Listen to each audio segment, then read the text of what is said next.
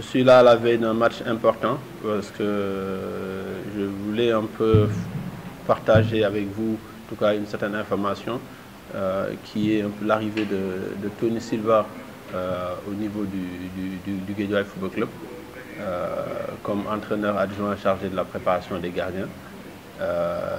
Tony, je pense qu'on le connaît tous, je dirais même pas au Sénégal, en Afrique et dans le monde, pour ses qualités de gardien de but, de sportif, et ses qualités humaines aussi. C'est quelqu'un qui, je dis, naturellement fait partie de ce projet parce que il est né ici à Guédiawaye. Je pense que ce n'est pas un seul argument pour lequel nous avons voulu l'avoir. Depuis que j'ai pris ce club, il y a plus de trois saisons, il a toujours été proche du projet. Il a agi pendant longtemps comme, je dirais, conseiller bénévole parce qu'il y a des petites choses qu'on a faites ici dans ce club qu'on a faites grâce à lui. Parce que je pense que quand il est venu les premières fois, avant même qu'on descende en Ligue 2, il avait fait des observations sur certaines choses, comment on les faisait. Et je pense que c'est un professionnel, c'est quelqu'un qui a vécu ça. Et quand il parle de football, de professionnalisme, il sait de quoi il parle. Et nous, au fait, dans notre projet, nous cherchons à nous entourer de professionnels. Et je pense qu'aujourd'hui, il sera d'un bon soutien à coach Malik pour l'aider, comme je dis, pour renforcer les capacités des gardiens, mais aussi pour être un œil à côté de lui, pour l'aider dans ses préparations de match, dans ses gestions de match, dans ses gestions de groupe. Parce que je pense que quand on est passé par Lille, Monaco, qu'on a fait des Coupes d'Afrique, des Ligues des Champions, une Coupe du Monde, ça veut dire qu'on a un vécu solide. Et ce vécu solide-là, il nous intéresse particulièrement. Donc, quelque part, je dirais que c'est un cheminement qui a commencé de façon officieuse depuis quelque temps et qui maintenant devient quelque chose d'officiel. Moi, des vestiaires de Ligue des Champions, j'en ai jamais connu. Des vestiaires de Coupe du Monde, j'en ai jamais connu. Donc je pense qu'il y a des choses que lui, il peut apporter. Peut-être des choses qu'on voit tous les jours, dont on ne donne pas une importance, et lui pour nous aider à donner plus d'importance. Donc voilà un peu pourquoi nous avons voulu partager cette information-là avec vous. Vous me demanderez certainement quand est-ce que cette coopération sera effective. Moi, je vous répondrai qu'elle est déjà effective. On est dans une transition.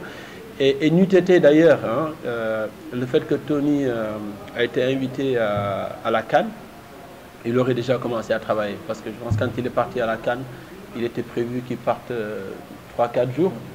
Et finalement, il a été retenu par les Équato-Guinéens sur place pendant toute la période de la CAN. Mais on a effectivement prévu de travailler avec lui officiellement depuis le début du mois de janvier. Pour moi, c'est important. Et il sera le premier, il est même pas le premier, il est le premier vraiment de très haut niveau qu'on a dans ce club. Parce que si vous regardez tous ceux qui sont dans l'entourage de notre direction technique, ils ont tous été des joueurs de football, que ce soit Malik, que ce soit Abdou Gueye qui était capitaine d'équipe qu'on a repris aujourd'hui et reclassé.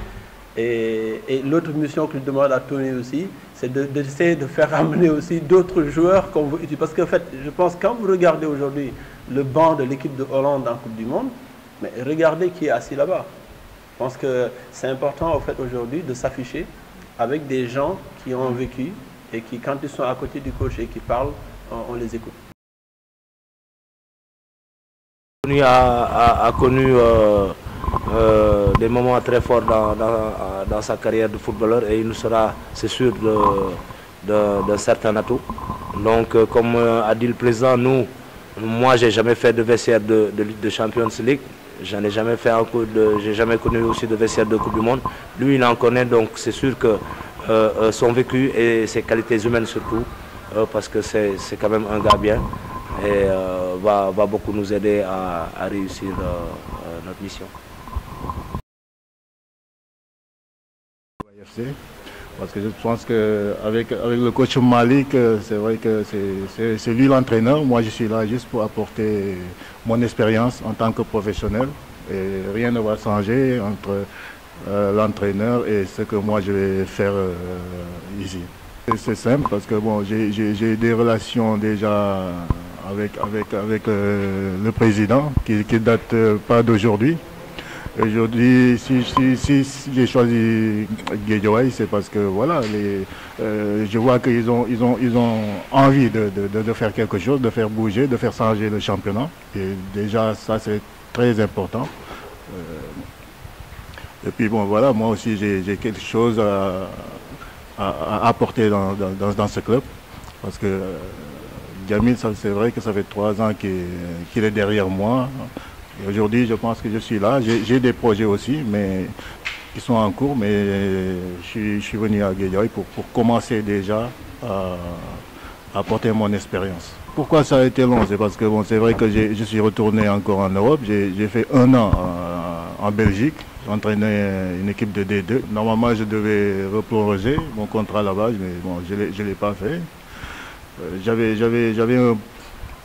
un projet, c'était de revenir et travailler ici au Sénégal, parce que je pense que l'expérience que j'ai par rapport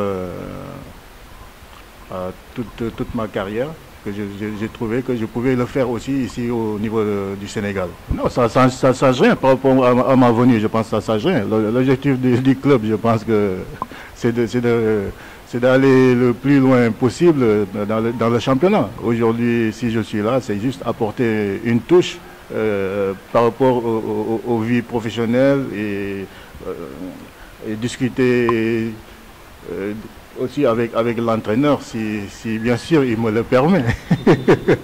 On a été professionnel longtemps, donc on revient au Sénégal.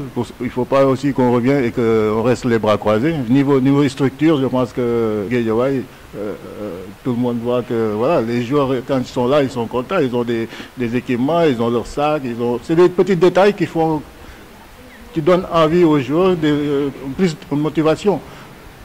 Et la structure, voilà, je vois qu'il y a tout un staff derrière qui travaille. C'est déjà important tout ça, ça donne vraiment envie.